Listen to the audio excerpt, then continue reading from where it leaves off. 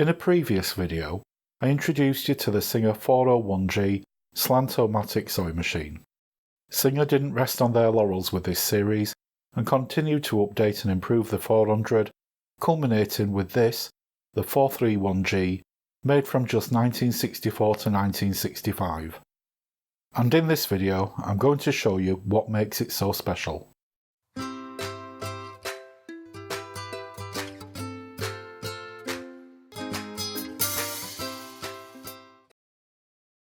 Like the other machines in the 400 range, the 431G came in a clip-on vinyl covered case. Initially, it looks much like the 401G, with the exception of the flip-up bed extension. This bed has a nifty hidden compartment which holds pattern discs, stitch plates, accessories and various presser feet.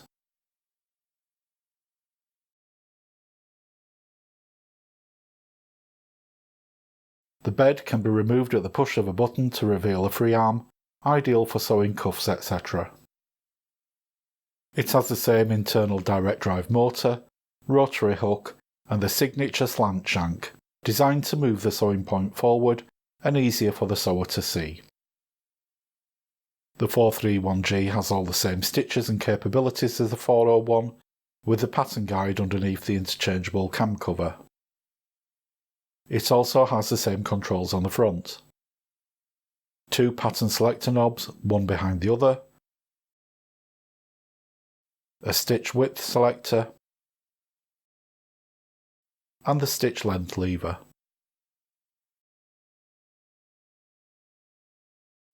It also has the same additional take-up lever, but there is one crucial difference. This hook here, which is used when operating the machine in chain stitch mode. This machine has a bronze tension assembly from a 401.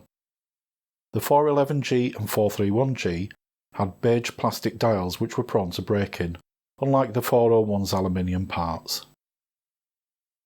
You can see here two sets of tension discs to enable twin needle sewing. And like the 401, the 431G has a drop-in Class 66 bobbin. But where the 401 has a lever to raise the needle plate for darning and free motion embroidery, the 431 has lift-off interchangeable stitch plates.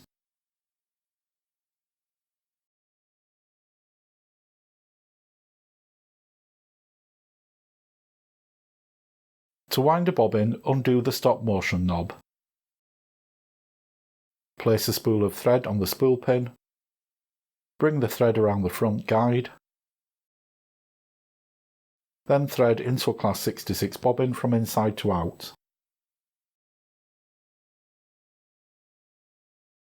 And mount the bobbin on the winder. Pull out the bobbin winding engaging lever and carefully start to operate the foot pedal.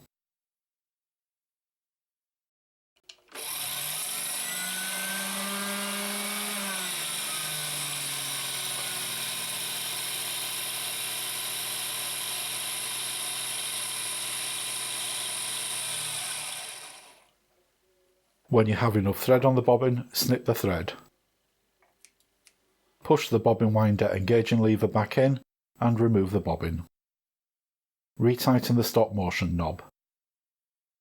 Slide the bobbin cover plate back and drop the bobbin in with the thread coming off in an anti-clockwise direction. Pull the thread through the first notch of the bobbin tension spring and back out of the second notch. Close the bobbin cover. Place a spool of thread on the spool pin and slide the thread under the top thread guide. Down to the secondary take-up lever, under the hook on the left and across to the slot on the right.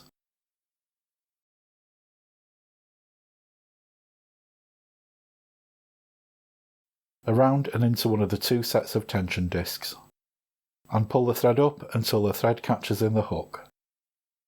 Make sure the thread goes behind this thread guide, before threading it through the hole in the take-up lever from right to left.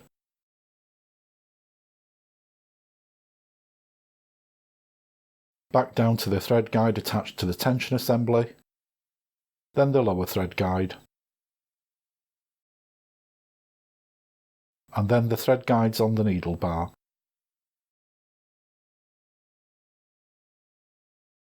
Thread the needle from front to back.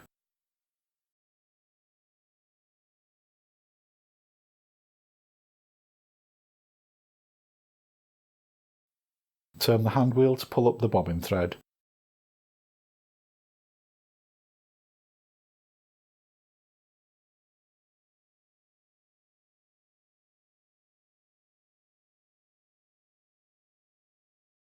And place both threads under and to the rear of the presser foot. Position your fabric and lower the presser foot. I like to drop the needle into the fabric before I start to sew.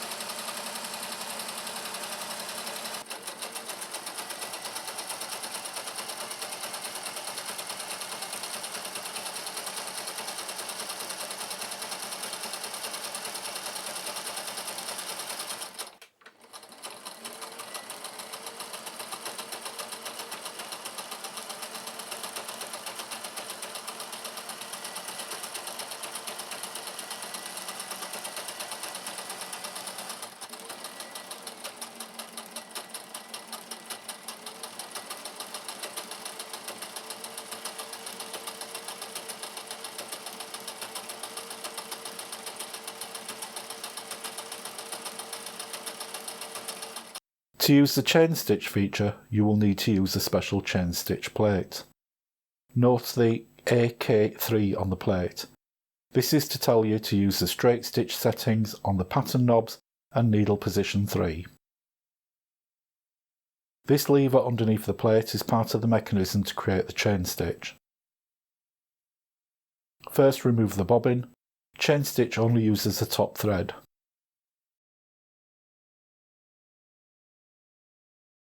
Then swap out the regular plate for the chain stitch plate.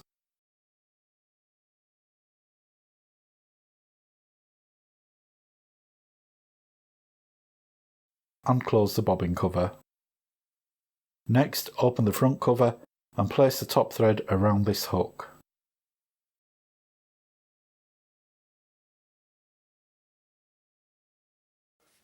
Position your fabric and lower the presser foot.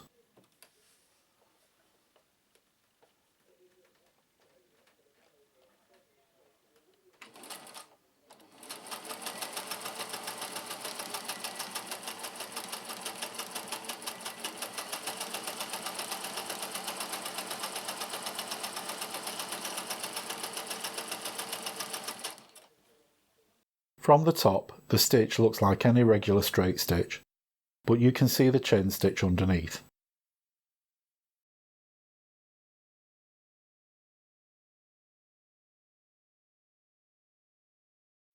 You need to remove the fabric carefully, or risk unravelling the stitches.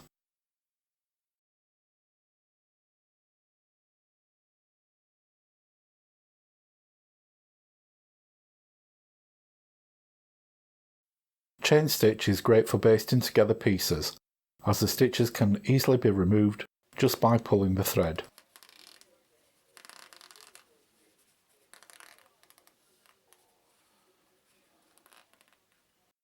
If you want the chain stitch to be permanent, pull the loop in the underside.